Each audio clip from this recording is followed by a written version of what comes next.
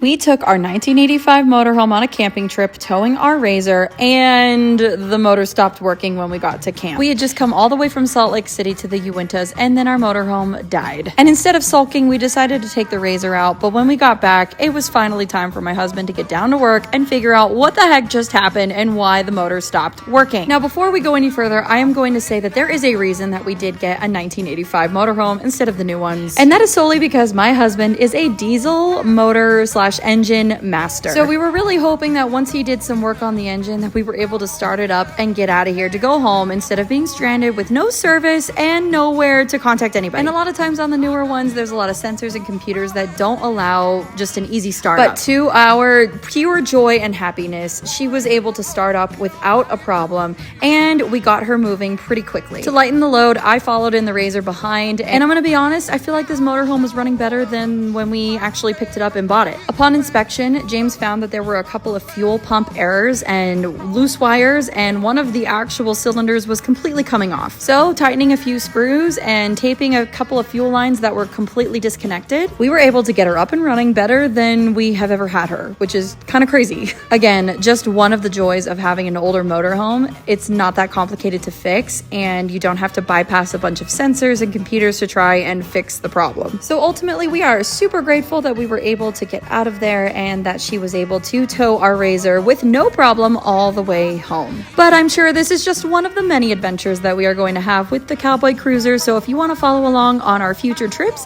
just hit that follow button and see what happens next.